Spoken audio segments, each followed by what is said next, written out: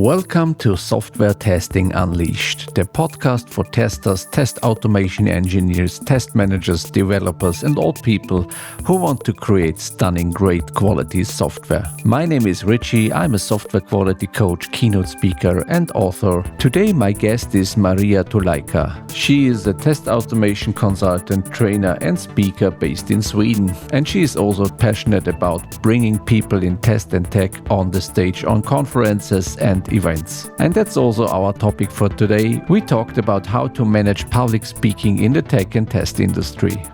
And now, enjoy the episode.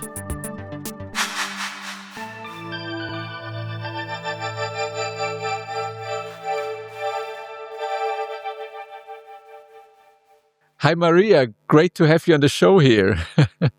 Hello, nice to meet you.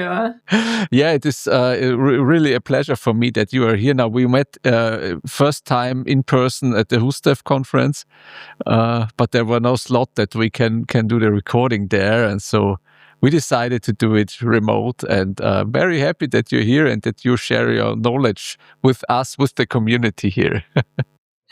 Thank you very much. Thank you very much. It's really nice to be here, and I'm super happy that we could find a time slot in our busy calendars. But yeah, really happy to be here. Yeah, so I think we can start directly into the topic, because when I first saw the first post from you in LinkedIn a few months ago, I think you were asking about what are tips speakers gave to new speakers, and it was a very interesting topic because public speaking on conferences, it's business as usual for old guys like me. But yeah, there are a lot of questions that can be asked up front from people who are new in this conference business and speaking business. So why is that important for you? Well, actually, I love to lift others and to help newcomers, not only in speaking, but in general, coaching juniors, testing engineers, DevOps engineers, everyone working in test and with test and around test. And I've been coaching and helping people for a while already. And then for a few years ago, I started to speak on big stages. And I wouldn't say that it always goes smoothly. And I had a lot of questions in my head when I just started out, and I didn't have that person to go and ask all these questions. And I realized that, hold on, now when I'm not like a super big star on the stage, but still I have some experience and I have some network to ask for advice. I was thinking I need to collect all the best advice from the community, both from experienced speakers and newcomers, about what are their motivation, why do they speak, how do they do that, how do they prepare, and how do they make their best to appear on stage and share their knowledge in the best way possible. So this idea came to me after this year's Eurostar conference, when I got a lot of feedback from the community about my talk, and I was wondering how is it possible to make the best presentation possible? how people approach this problem or this challenge, I would say. It's not a problem, right? And it's really, really interesting because everyone does totally different things to make sure that both the audience experience is very rich and the speaker's experience is shared in the best way possible. So I started this thread, and later on, I moved the discussion from LinkedIn to Beyond Quality community because I realized that comments are coming up and so on and so on. But in LinkedIn, it's quite tricky to find a little bit older posts and so on. So I moved this discussion to Beyond Quality community, where it's everything is in one place, and it's easy to find and to share, and easy to come back if you want to refresh this knowledge. Great. Let's go into some of these topics. What do you think is for the what have you got for answers? What is the motivation for people to get on stage? It's very, very different. When I started to look through all the commands and categorize them, I found out that the motivation can range from just wanting to share knowledge to kind of satisfy the pedagogical urge, when people want to share, because it brings a lot of joy and happiness when you share and see the knowledge that you share growing and multiplying and being applied and so on and so on. To being actor as a child or continuing even as a grown-up and adult and so on.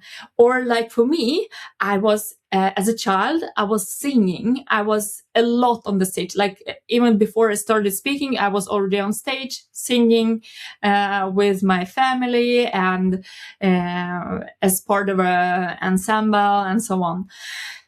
And when I stopped studying, so this part of my life, it kind of disappeared because I moved to tech, and there it's not common to sing during stand-ups.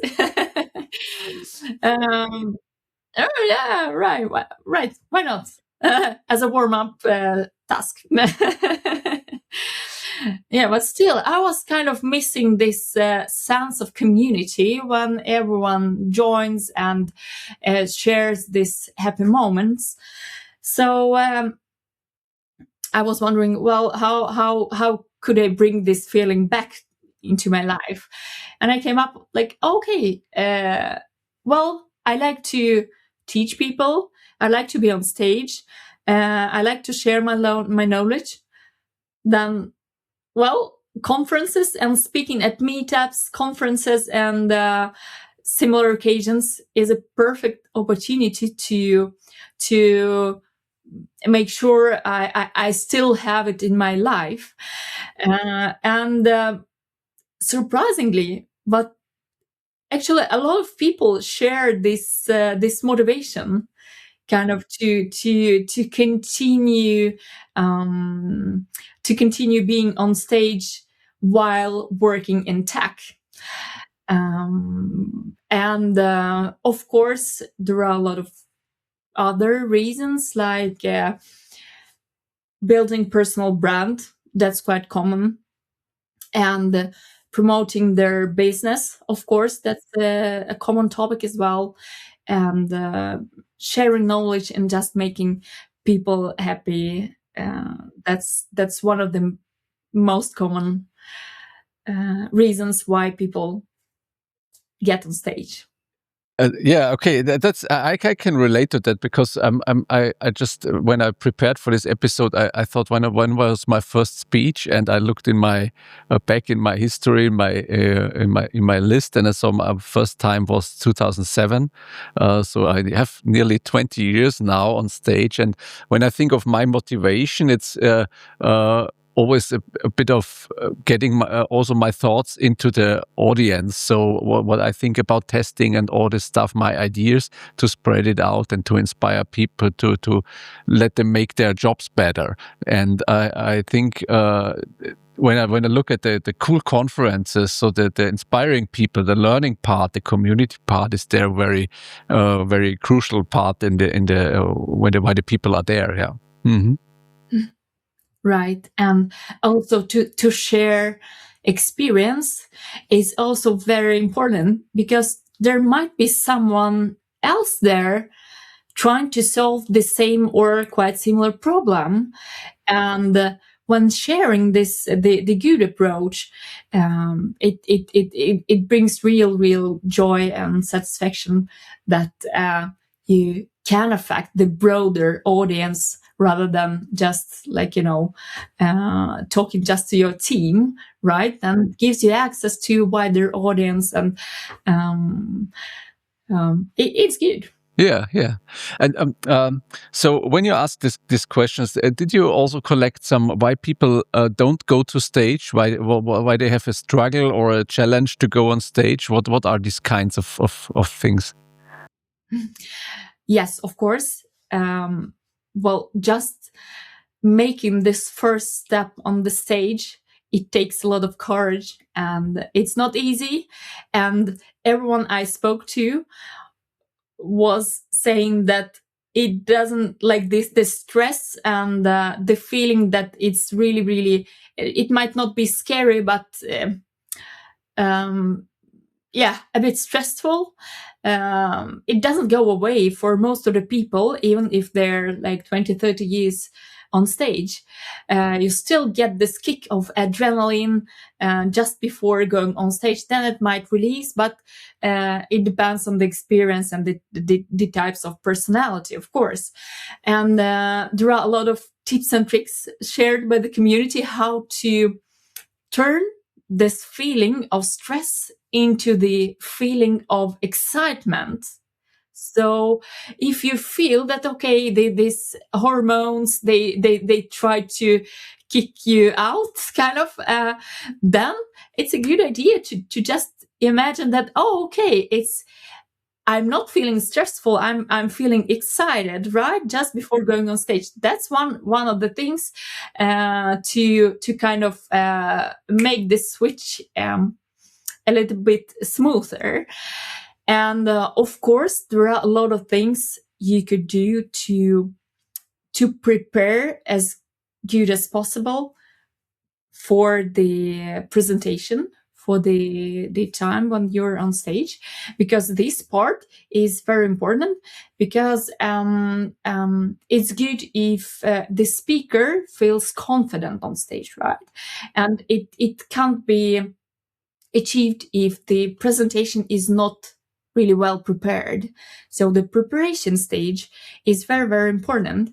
And here I could mention that, of course, to maybe record a few times your presentation, get a lot of feedback, ask your colleague or your family member, your friend, anyone to give you feedback on the content, on your type of speech, how you present, if it's clear enough even for non-tech person, if you're presenting a tech talk, and so on. So this part is very important to make sure that the speaker feels confident on stage, because the stress and all the feelings that kind of boil inside of us when we get on stage, it's better to eliminate most of the things that could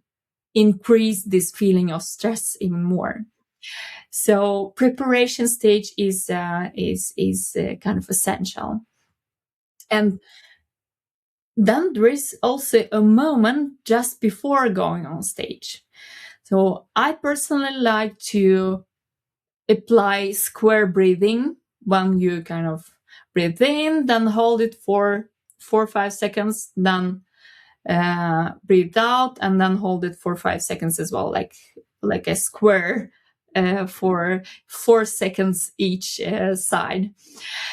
And this is actually proven to calm the nervous system down, and then to make sure that all the thoughts are being organized in the brain, and the speech also is being affected. You start to speak a bit slower, and it's a good thing to come in the mood just before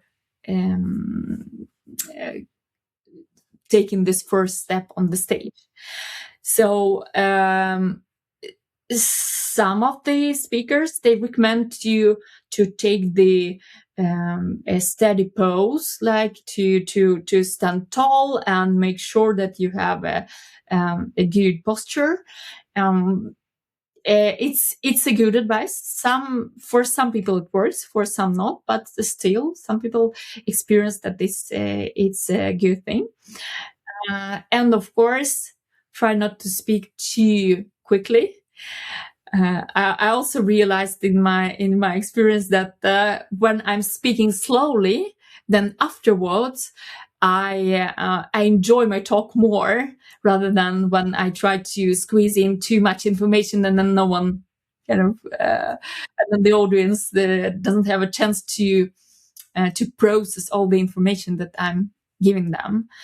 So breathing just before, trying to speak slowly, and of course preparation is an essential part of good presentation, besides the content, of course. Did you get any tips related to the presentation slides? So there are speeches which don't use any slides, and there are speeches who use a lot of information on the slides and all the broad possibilities in between. What did you get for answers from the speakers there? Mm. Yeah, in the book that I'm preparing about public speaking, I've got a separate section on the slides, about the slides, because I've got many recommendations from the community about the slides, and most of the established speakers, they prefer to have as less information as possible on the slides, and the reason is that people could either see and read something or listen to someone. So if you both are forced to read and listen to, then one of the channels gets distracted somehow.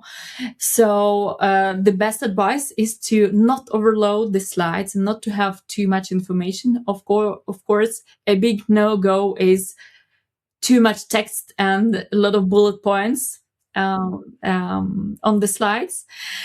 But we're all different. For the newcomers, it might be needed to have some structure in the talk, and of course it's best to avoid too little text on the slides, and too much information is of course not a good thing. But still,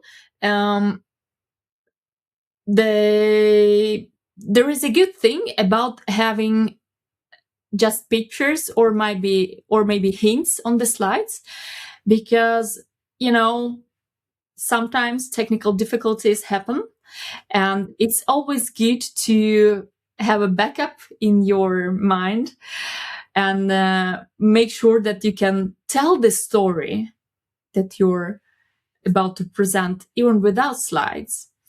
So I personally prefer to have notes with me, so that I know that, okay, it calms me down. I know that all the information that I need to present, I have with me on the physical piece of paper. And the slides, they're only enhancing the experience. They're not substituting, or they're not going kind of in parallel with my, or well, they are, but still they're not substituting my speech, right? They're only improving it, improving the whole experience. If it's so, then that's the best slide design ever. Yeah. I when I started to reduce my content on the slides, I realized also that's a benefit of that is that when you present and you forget something on the stage, nobody knows. because they don't know what you would talk about. Otherwise, when you have 17 bullet points and just talk about 13, the people asking what are with the 4 other points there. So it's always good for me. I like to be more free in the real ad hoc situation or the stage to decide then to talk about this or that, and it's easier when I have not the big structure on the slides. Yeah. Right. And this approach also kind of forces you to create a story, not just experience report that you could only kind of speak from the heart, but only with slides, right? But if you don't have too much information, then it automatically kind of forces you to create a story that has a kind of problem and then some kind of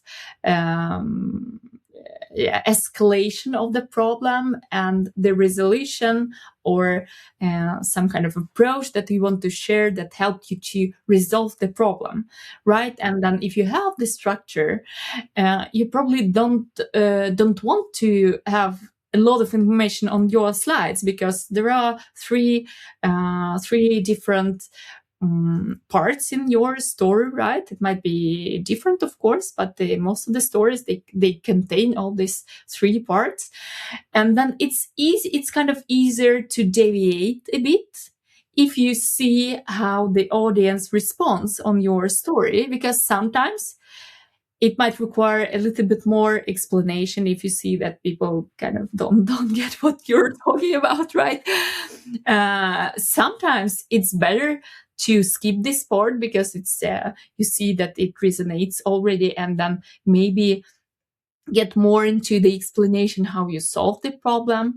And of course, it's also good to save some time for questions and interaction with the audience. That's good as well, because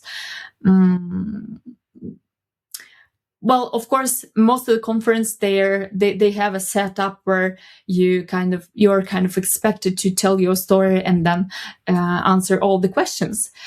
But I also like to interact with the audience during the talk as well, to involve them more, because it creates the connection with the audience and opens the possibility to adjust the talk a bit and adjust the talk to the audience needs as well.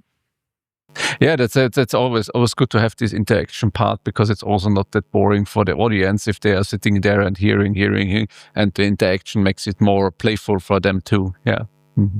And more memorable as well, because if the talk is quite monotonic, then yeah, it's not good.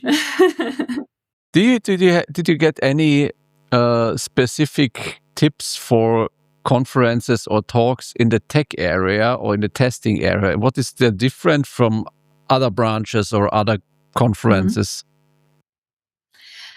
In the tech industry, well, here I would say the audience is more precise, and the audience wants to have concrete examples and concrete approaches to resolve any type of the problem that you're speaking about.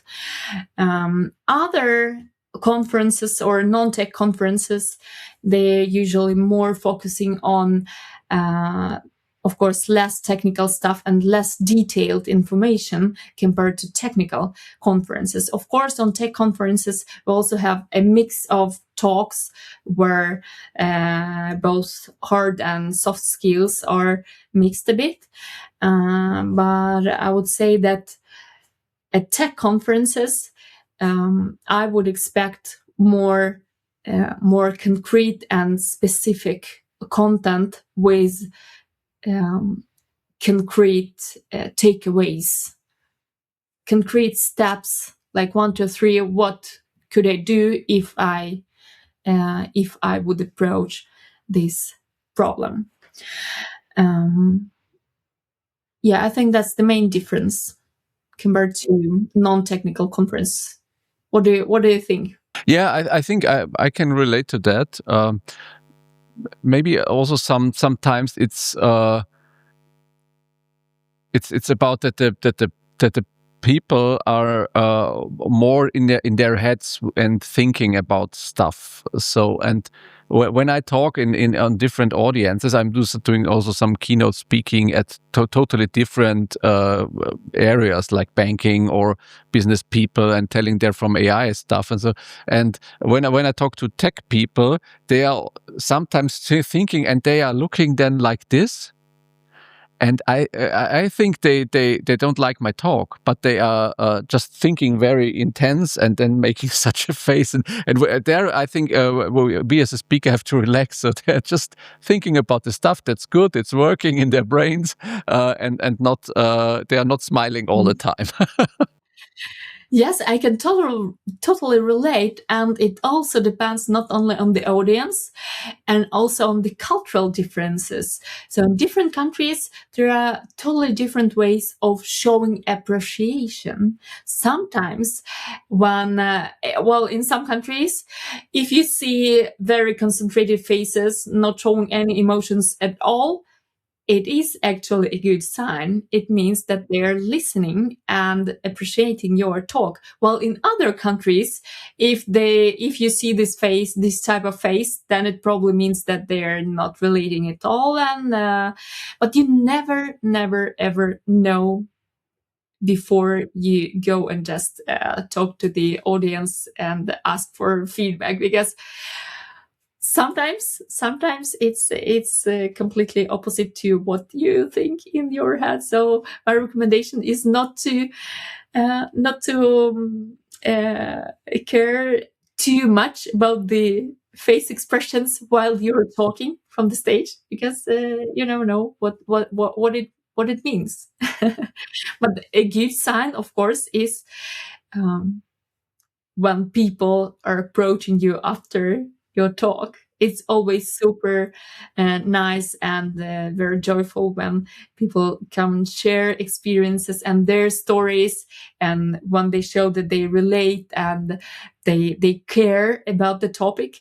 I think it's the best moment, actually, when you just get from the stage and get surrounded by the like-minded people sharing their stories and saying thank you and trying to kind of communicate, build network, and so on and so on. It's super super nice. And I think for the audience, what helps me often is I learned it a few years ago from a mentor of mine, and he told me that I have to pick up my energy power stations in the audience, people who are smiling, who I know, and then I can look directly to them and get the energy, and then have not the mood about what are the others thinking or so. I just have my three people in there in the audience and just relate to them and connect to them to get my energy high. Yeah. Oh, that's a good tip, actually. To well, thinking about my talks, I also do this, actually, but I didn't realize that I kind of did it intentionally. But of course, this finding these answers, it's really good because it creates trust and kind of feeling of steadiness that, okay, someone is listening, actually, genuinely. Yeah. Maria, you're writing a book about the whole topic. So tell us a little bit about that, and when can we get it? Yes, sure, of course. I'm writing an ebook about this topic, and it's going to be available to everyone. And I'm honored to to have this opportunity to write this book, because I've been asked by Eurostar Community Hub to write this kind of guide for both newcomers and more experienced people to find more inspiration and to make their first steps on stage. And this book is going to be divided into 3 parts, where I will focus on finding purpose, then how to prepare a good talk, and how to perform on stage. So my acronym of 3Ps, purpose, preparation, and presentation is going to be 3 parts in the book, and it's going to consist of my sharing my experience and sharing my personal advice for all the speakers that want to get on stage or be better speaking from the stage, and also connected, collected, and selected advice from the community, from both experienced people and newcomers who want to get on stage or who just make their first talk and want to share their experience and share this energy with all the people who want to start speaking on meetups or conferences or Great idea. I really think we need something to motivate people more to go to stage with their experiences, with their ideas, because I think when testing and quality, we have so many hidden champions who don't go to stage, but we have to get to know their knowledge on the stage. So I think it's a very, very great thing that you write this book. And when will it be available? When can we get it? Yes, it's going to be available on Eurostar Community Hub around the beginning or mid-January. So at some point during the winter, it's going to be available. So I encourage you to check it out and read the best advice from the community about speaking. That's great. So we can, I think this episode will go online after launch, maybe. So we can put it in the show notes too, and people can just grab it there. So that's a great thing. Yeah, Maria. What are your conferences for the next year? Do you have any stage places already fixed? I don't have any conferences fixed yet. I have on my calendar, like the next week, I'm trying to apply to the selected conferences that I could go for. So let's see. Maybe we'll meet next year on some of the conferences. I hope so. Yeah, well, we'll see. Yeah, that's great.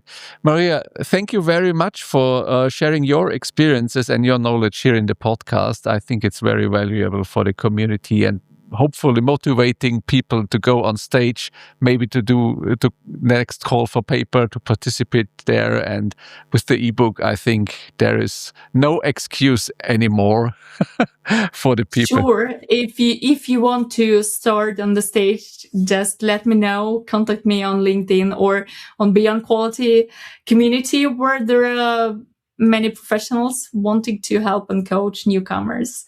So you're more than welcome. That's a great opportunity. Thank you very much.